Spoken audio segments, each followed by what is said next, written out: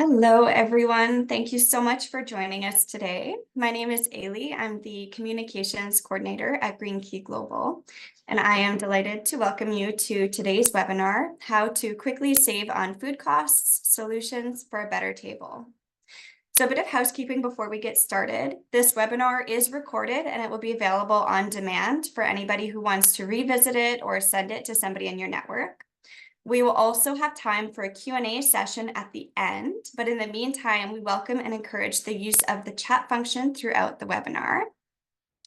To get the chat started, I have a little pop quiz for you on food waste in the hospitality industry. I'm going to share my screen, and then I encourage you to drop your guesses in the chat. So what is the average amount of food waste produced annually by the hotel industry? So our options are A, 50,000 tons, B, 67,000 tons, C, 79,000 tons, or D, 122,000 tons. We have a couple guesses already in the chat. We have one for D and one for C. And this is, we have two for D and two for C. And this is the global amount. So we're thinking on a global scale here. Right? We're all guessing around the C and D mark. Right now, I think C is in the lead. I'll give it another minute or so, and then I'll reveal the answer.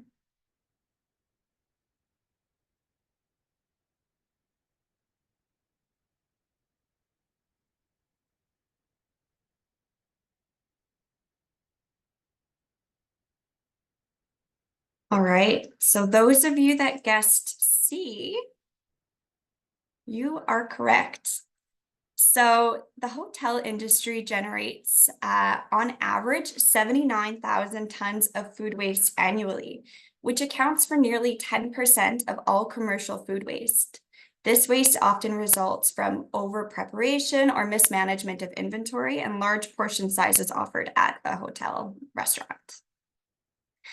So this is why vendors like our guest today and Green Key Global vendor Better Table are so crucial to the success of the industry. So in today's webinar, Better Table will go over effective strategies to reduce food waste in the hotel industry. And without further ado, I'm pleased to welcome our guest speaker. Joined with me today is Ben. He's the founder and CEO of Better Table. Thank you so much, Ben, for being with us today. And I'm very excited to get started. I'm going to hand it off to you now. Yeah, thanks you so much for having me today. I'm excited to share more insights around ways to quickly save on food costs in the hotel industry. And that's going to be a great learning for everyone here on the call.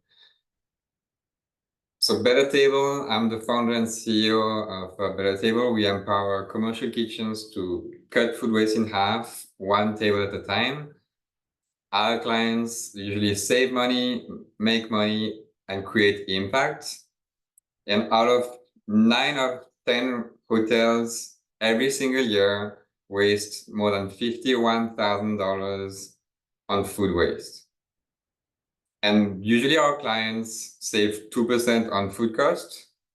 And additionally, there is increased guest satisfaction because guests are more and more willing to get into hotels who have a sustainability mindset, but also increased staff satisfaction, especially in the younger generation, which is found very much, especially back of house in the kitchen. And in a few months, you can easily reduce food waste by 30% and reduce also your carbon emissions. And on average, our clients save 12 tons of CO2 equivalent.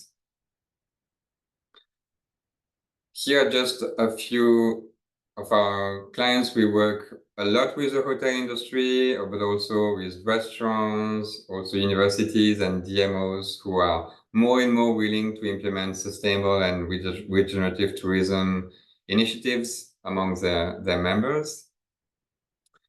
Here's what I have on the menu for today. So first, I'll share some food cost information and the impact it has on the bottom line of a food and beverage operation. Then we'll dig into the North American context about food and food sustainability and why it matters to work on this right now. Then I'll share some key metrics that are really essential to have a successful food and beverage operation. And last, I will share some strategies that you can implement from today to implement strategies to reduce food surplus in your hotel. And at the end, I'll share some additional resources and next steps if you want to dig into this topic a bit further and want to learn more best practices. I think Ailey is going to keep the question for the end. So if you have any questions, please feel free to put them in the chat and we'll be having a Q&A session at the end of the webinar.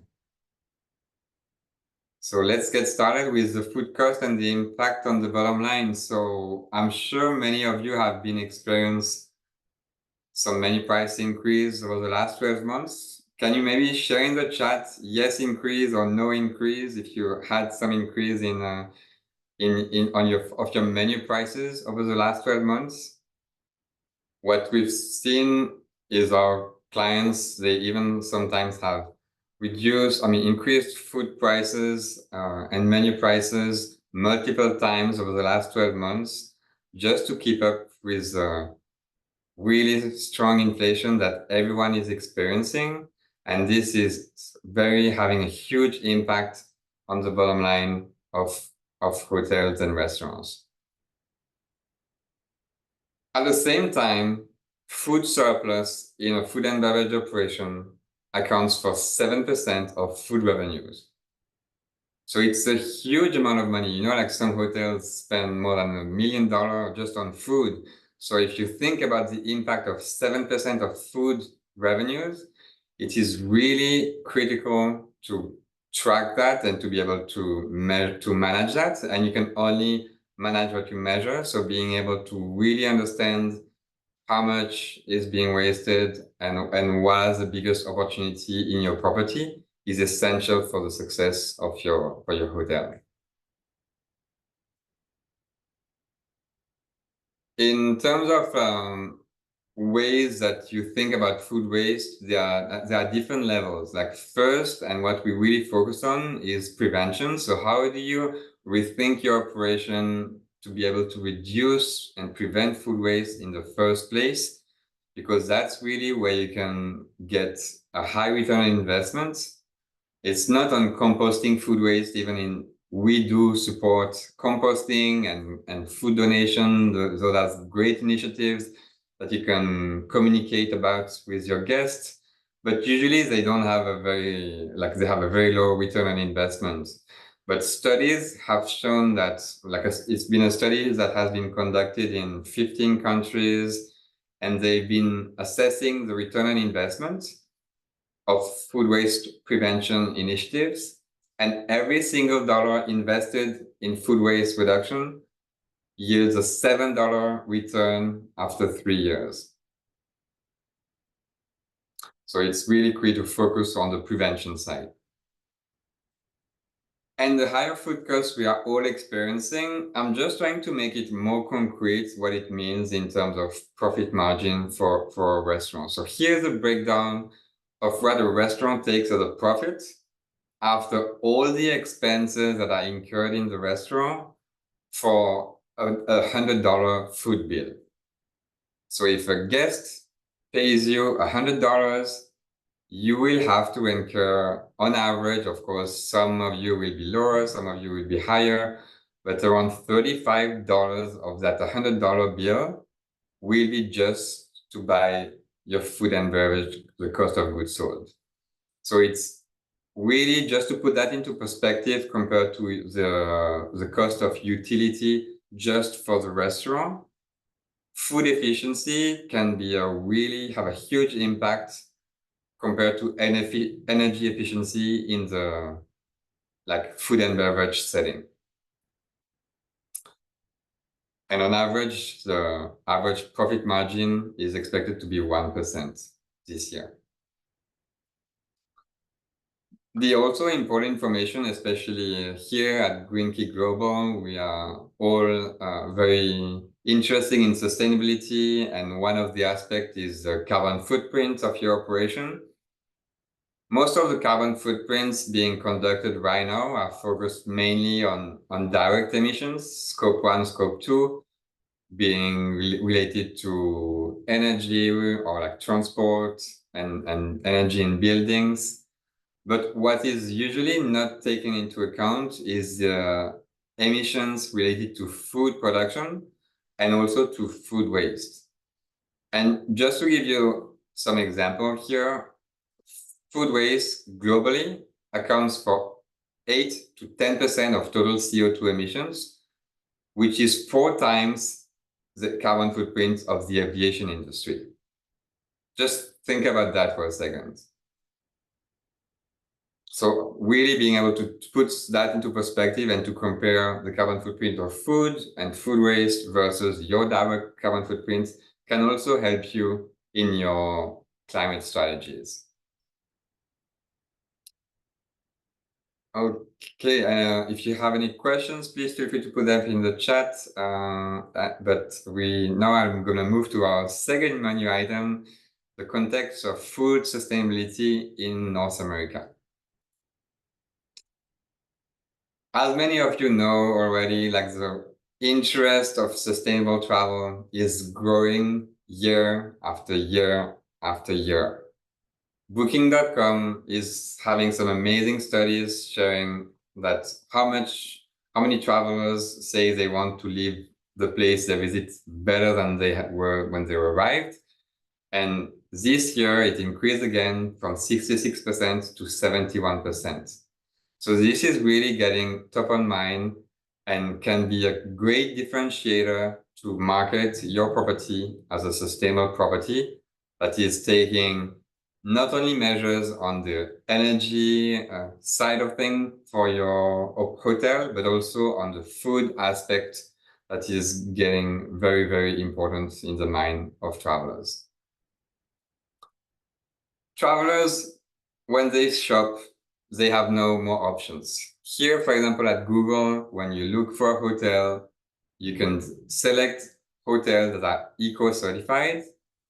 Green Key Global is, of course, one of the certification included into that rating. There are other ones here, but just to share that it's really something that is getting essential now to take into account, because every single booking sites will have an option, is the property eco-certified or not? Now, following what's happening on the food waste space and especially food policy. Almost 10 years ago, the UN, the United Nations, they developed their Sustainable Development Goals. There are 17 goals. There is one that is specific and measurable, like quantified. It's 50% food waste reduction per capita by 2030. So if you relate this to your hotel, this would mean that you need to track and to achieve 50% food waste reduction per cover or per person eating to be able to achieve that specific target for that SDG. At the same time, in 2016, there was the first ever food loss and waste reporting standard, which is valid for any organization in the world. And it's really a great way to dig into what needs to be done when you report some of your food waste data. And actually been part of the implementation of this back in 2016 with a pilot study. It's a long read, but it's just to share with you that this is really when the food waste topic started to be a big one at the international level.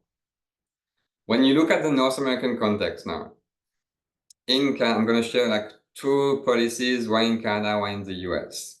In Canada, in 2019, there has been the first ever food policy for Canada related to different aspects of food policies.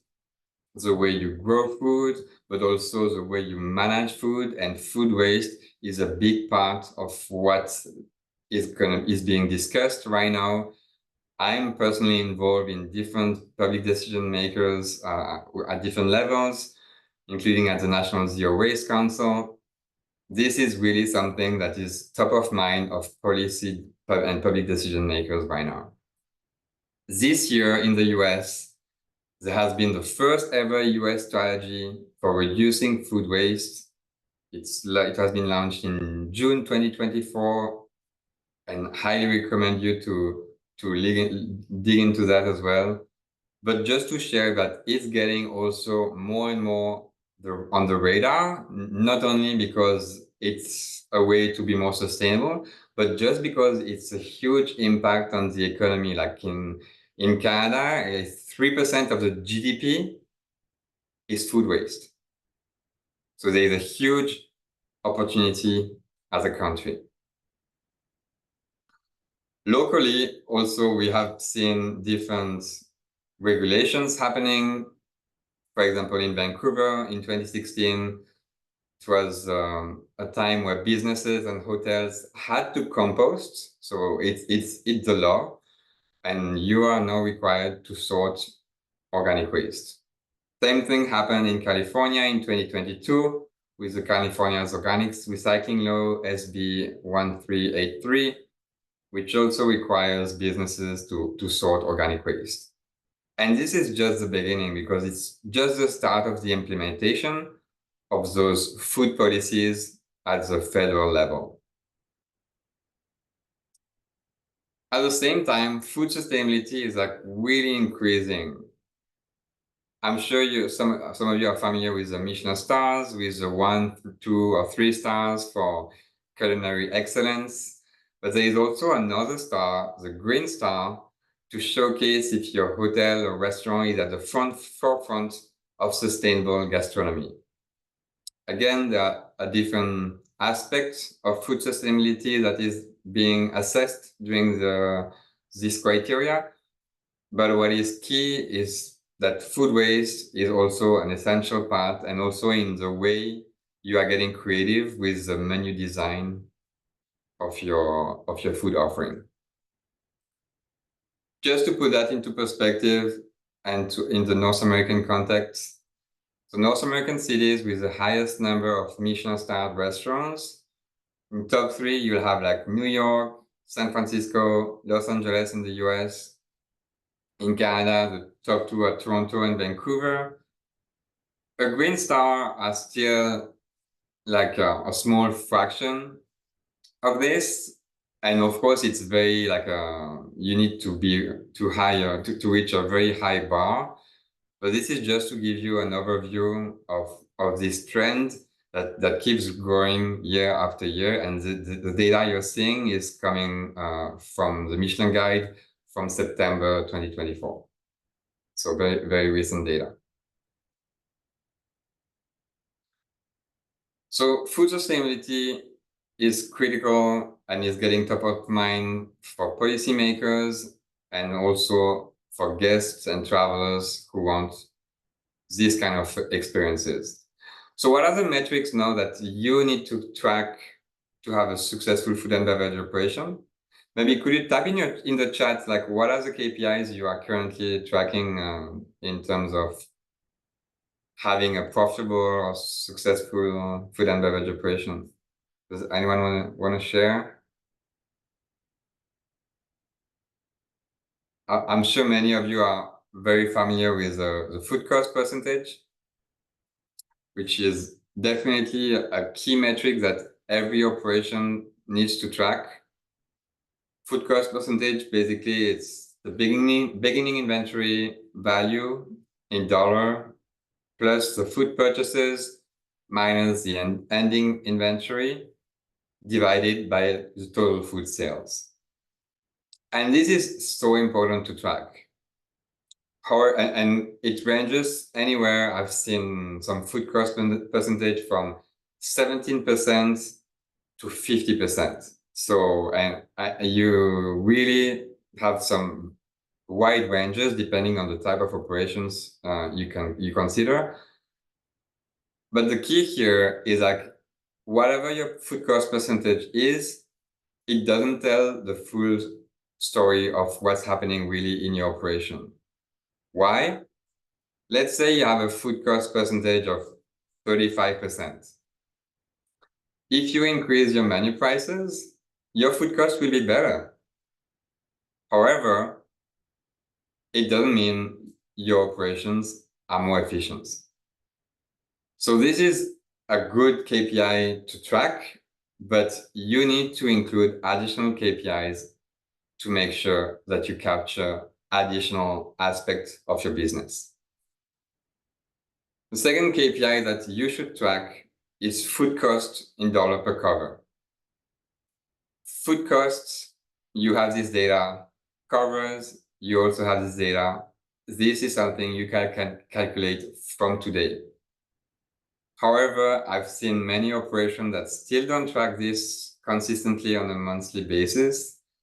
This is something that will help you understand in what direction you're going, because I'm hoping you're gonna have like a very successful coming years, and of course that your guests you will have more guests. So more guests meaning more food costs and more food revenues. But if you really want to compare what happened in 1 month versus another, you will need to start tracking this KPI. Another very important KPI is food efficiency. Food efficiency, the same way you would have the concept of energy efficiency, it has to be something that is getting top of mind. Food efficiency is the amount of food waste that is being generated divided by the number of covers during the same time period. That's the key KPI that you need to track to compare yourself, to compare you from a sister company, a sister hotel, or just to the average in the industry. Because this is critical to have this understanding. And this is a KPI that you can implement and have concrete grasp every single day. It's not like food cost percentage where you are waiting the end of the month to assess, okay, what's my food cost percentage? And then you realize, oh, it's not good.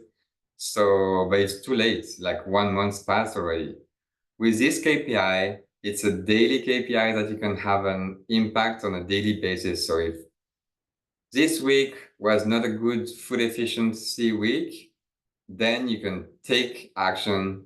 And we've seen that operations to track this are way more successful than if they just track food cost percentage. And last but not least, it's the other KPIs, which is related to the one we've just seen, is what's your progress towards SDG 12.3, which is reducing food waste by 50%. Basically, what you need to do here is having the food efficiency of your baseline and see, okay, this is the food efficiency we were today or two years ago, and this is where we are now, and what is the percentage decrease in food efficiency. And that's really what's going to help you be accountable related to that specific sustainable development goal. If you want to assess based on, because every hotel is different and has some specific criteria and different food costs as well, you can use our savings calculator, which is a great way to better understand in just 2 minutes what would be the impact on your operations. So you can either scan the QR code, or I guess Ailey will share the presentation after that webinar. Great, so let's move to the next item on the menu, the strategy to reduce surplus food. There are different strategies that you can implement, but I'm going to give you some of them. First, composting. This is very obvious. It's just about food waste management. So that's not necessarily going to help you save money right away, but it's just the right thing to do.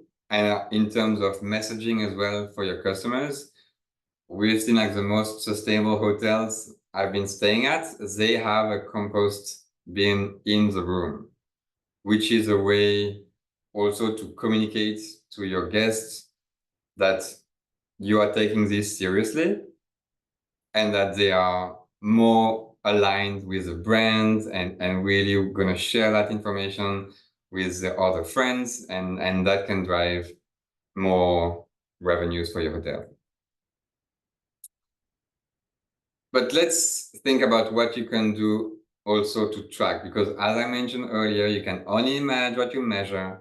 So being able to track food waste, and you can do that manually. You don't need like to pay a lot of money necessarily if you're just getting started. This is a great way to identify the different types of food surplus happening in a kitchen. And that includes what's happening in the kitchen, so pre-consumer, but also what's happening post-consumer, which can represent anywhere between 20 to 90% of a total food waste in a restaurant operation. What you can do as well is to track food waste with AI. How many of you are using ChatGPT or any sort of AI? Or can you share in the chat, yes AI or no AI? Whatever you're using, I'm using AI every single day. There are different options on the market, different solutions. I'm seeing here like Yes Orbis, this is one. There are other solutions on the market. Some you need to have a screen where you actually input the data. Some you have to show the plate, so it's you need to spend time to put the actual plates to make sure the camera can capture this information. All the solutions are easier in the sense that you don't have to actually show the plate, you just throw it in the bin, and then you get some insights without disturbing the operation. So depending on your needs, like if you, I mean, this could be a whole topic on itself. So if you want to discuss that, please feel free to reach out to me. But there are different options, but usually it comes with a high price point. The two aspects. So one, you need to have a capital budget that is significant to be able to implement those solutions. Number two, it's great to have AI, but we are in a people industry. In a people industry, you're not gonna solve your problem just with a camera with AI. You need to involve humans and to better understand what are the dynamics and how you can implement different aspects of human, especially there is always a kind of fight between front of house and back of house, or like some rivalry. So if you are able to understand those dynamics, that can be also very helpful. But tracking is very important and it's key, but that's only gonna be one step. Something that we do with when we do our Better Table food audit, we are coming on site to assess and to do a food efficiency assessment, the same way we do an energy efficiency assessment. So just to make it concrete for you, I've been sharing our process in 6 steps. So number one, you struggle with food costs. It's getting expensive. Number two, you train your teams online. So before the audit, to make sure that everyone has the basic skills in terms of food waste prevention. Number three, you begin your on-site food audit, where we do a lot of interviews with key leaders, including from HR as well, because they are in charge of training, with finance, because they are the one dealing with food cost and the KPIs to track, with marketing related to sustainability initiatives. So it's not just about the chef in the kitchen or the front of house team, the servers. So yeah, so this is kind of like a game we are using to ask different questions to make you think out of the box. Step number 4, you keep tracking food waste for a week with our support, because usually we are on site 3 days. Number 5, you receive our custom report with, it's basically a SWOT analysis. What are the strengths I've been identifying? What are the opportunities to improve? And the top 7 actions that you need to implement in your specific operation. And eventually, on average, our clients save 2% on food cost. They are able to understand the climate impact of their food and compare that to their climate impact that they are usually measuring for energy.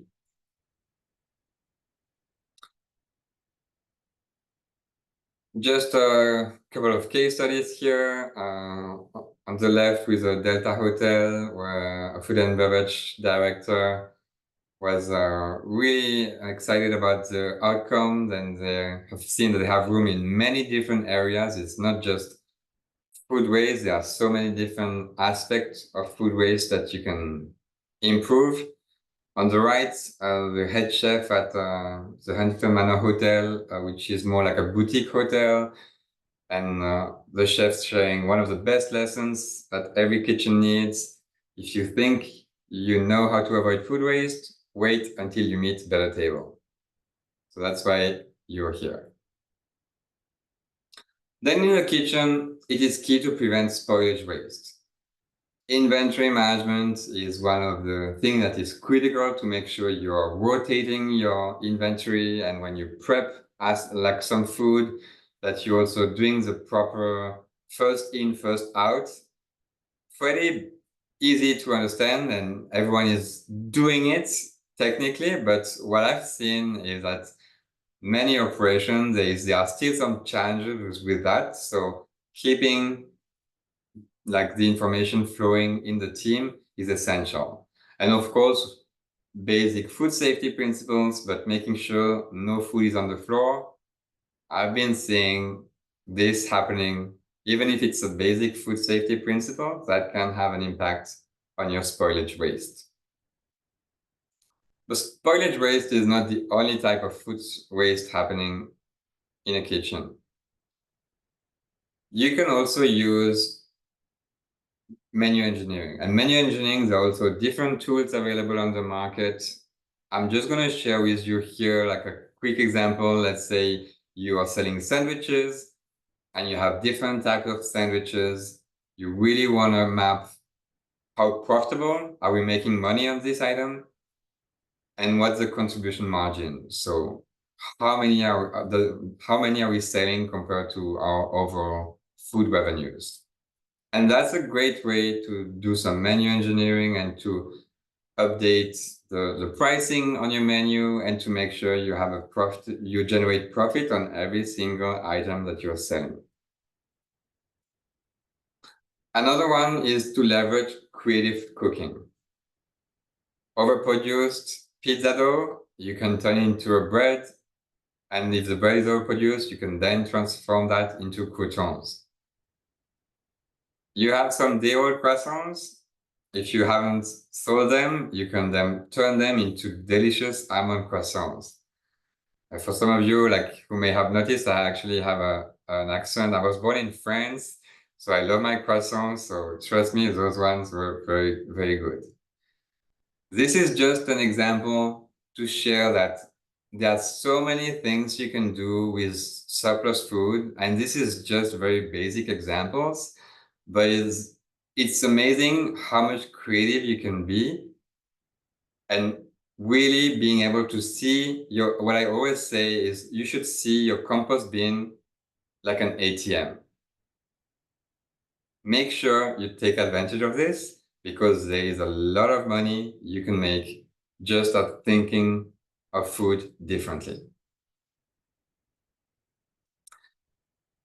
The next one is also about leveraging creative cooking. So here on the left, you can see one of our clients who've been reusing some surplus, like bread, and it was made into a sustainable cashew delight, marketed as such on the menu. It was amazing, like so tasty, very popular, and creating the buzz around it.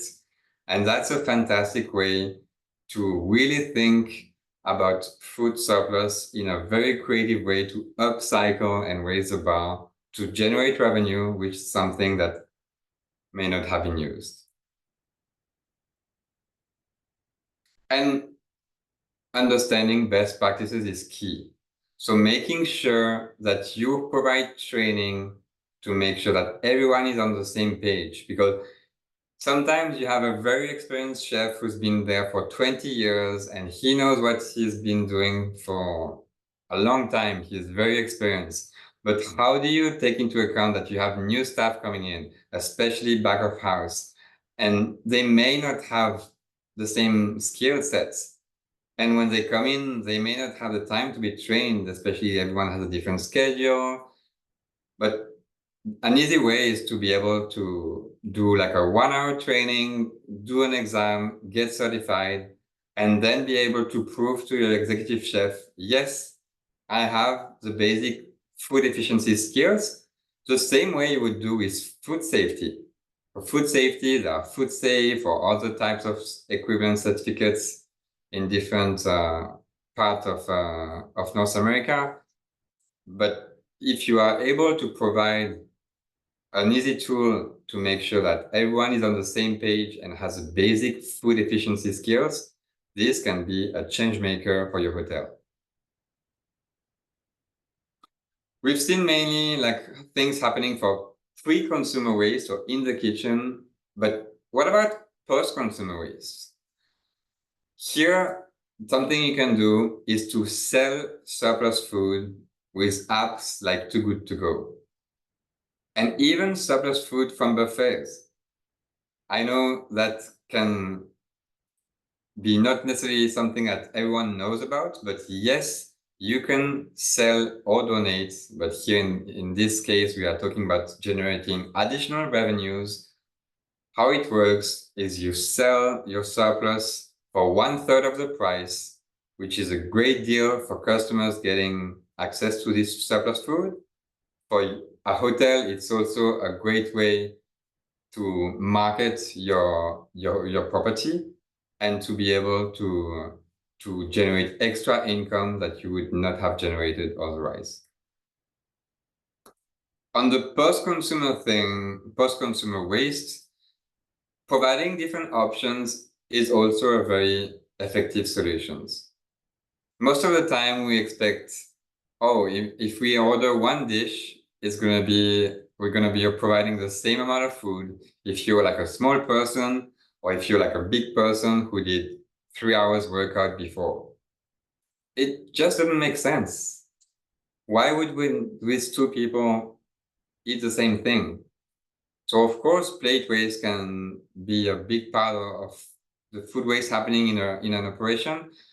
And it's really key. What I always say is you should see an empty plate as a sign of guest satisfaction. If your plate is not empty, there is something wrong. And on top of this, it costs you money because you paid to have food on the plate that is not being generating any value for the guest. So an easy way to solve that is to provide different option sizes, or here for fish and chips, provide one with 1 piece of fish or 2 pieces of fish.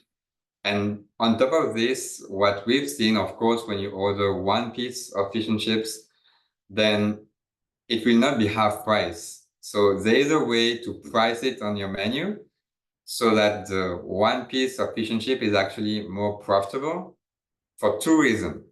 1, the food cost is lower, as you can see on this example. 2, it enables to enhance the guest experience, because then if you order a smaller amount of one dish, you can order a second dish to have different flavors and to really enhance the guest experience. Like I'm the first, when I'm seeing a menu, I want to try everything because everything looks good. If I'm able to have access to different smaller portions. So that can be a game changer, not only on profitability, but on the guest experience. Then there is also the reporting piece. So communicate your performance to everyone. So here, for example, the Pendray Inn and Tea House, they have been doing amazing work and have been putting this available through their website, showing the types of food waste, how do they compare from their baseline, and what are the different key actions they plan to complete. So this is to build another layer of transparency with your guests to really build that connections and that trust factor. Another strategy, which is very important in terms of impact, but not necessarily the best way to generate more profitability, is food donations. So donating food surplus, like here at the GW Marriott Park Vancouver, they've been working with the Vancouver Food Runners, giving more than 5,000 equivalent meals being donated. So this is a great way to especially deal with your overproduced food, and that can really help the community that are around your property. It's also a great way, I'm gonna share also with you, to just share your story and why are you doing this, like, and really create that connections, like the food donation that we were just seeing. It's actually being featured in a documentary about to be launched, the Food Synergy movie. And I'm gonna share with you the trailer of this documentary. It's really hard to read about climate change all the time and not feel really discouraged. Wildfires, rising sea levels, flooding. What can we do individually? There is so much food produced that ends up in landfill that we are having a direct impact on our climate. It does not make sense that we are not connecting these dots. The amount of food waste in Canada is estimated to be something on the order of $49 billion a year. Over a third of the food that we produce never gets eaten. We actually waste more food than we consume. And this is a really simple solution that everyone can participate in.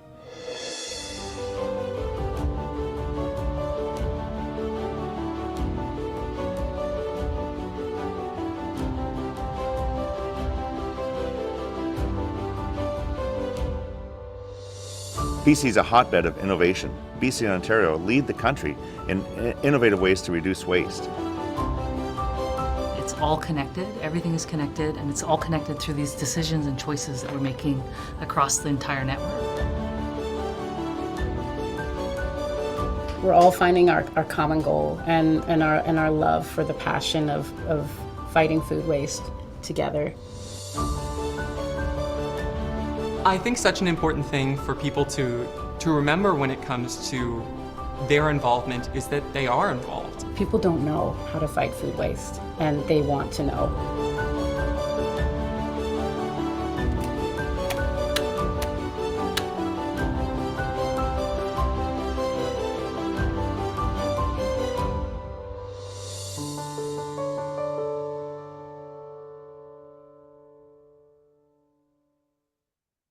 Yeah, so this is a documentary that is going to be launched soon.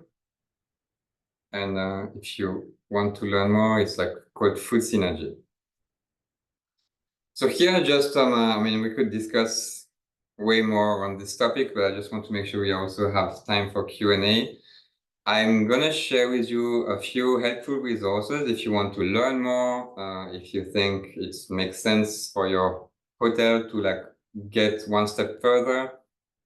One is the Better Table Academy, which is an online course where you have namely free courses related to best practices to reduce kitchen waste, best practices to reduce plate waste, and just we had some great feedback as a very good training for any food handlers employee or employer. So that's a great resource. The other resource that we are able to share with you is a Better Table Shortcast. So it's a short podcast because we know that everyone is busy, so it's under 20 minutes to make sure that you are on top of leaders who are sharing insights around food, sustainability, and diversity in the tourism and hospitality industry. Another resource we would like to share with you is a kind of a checklist. So when we do our food audit, we go very in-depth. We are like multiple days on site, but this is just a way for you to assess, to do a mini food audit yourself. You can cross like what you are doing already, and you have a final score, and it just gives you a way to assess how your food and beverage operation measures up. So very helpful tool, and I highly recommend you to check it. And last but not least, there is a Better Table card game that we are using when we do our food audit, but that's also something that you can leverage by yourself. It's like it's a small cards like this with different departments. You can take some cards related to your job title and then being challenged on food specific questions. But then what's great about it is that you can switch role and say, what if I were a marketing leader today? Or what if I were an HR leader today? What kind of consideration should I take into account? So that can be a very powerful way to engage teams, to generate new ideas. It's not prescriptive, but it's a fantastic way to generate new ideas. And what's great about it is that you can do it in like 30 seconds. If you only have 30 seconds, you just drop a card, ask a question, and then create a way to generate new ideas. Or you could do that during a 3-hour workshop with different team leaders. So it's up to you how you want to use that, but that's also a very effective tool. And that's all I have for today. So thank you so much for being here today, and hoping you're ready to waste less and earn more. Thank you so much, Ben. There were so many great insights and even just takeaways that properties can start doing right now. I loved that presentation. We're going to now open up the floor for any questions, and we do already have one in the chat. So one question that came up, Ben, was what are the solutions when we're in a rural area and there is nothing like good to go service? Yes, I mean, there is nothing really you can do about this, unfortunately. So it's just gonna push you to like work even more on the prevention side and things that can help you really better understanding the different types of food surplus. But yeah, if you are in a rural area, I know it's more challenging to have this reselling option or food donation partner that are more usually gathered around like urban centers. Sounds good. Thank you. So far, that's it for questions. So I think we're going to leave it there unless any other questions come up. But following this presentation, we will be sharing Ben's contact information. So if you have any specific questions for him after, he'll be more than happy to help you out with that. I want to thank you again, Ben. Yes, we will be sending a copy of the presentation. We'll send a recording that you can watch at any point. But yeah, thank you so much, Ben. That was a great presentation, and I think we all learned a lot, and I appreciate everybody for joining us today. Thank you so much. Thanks. Bye.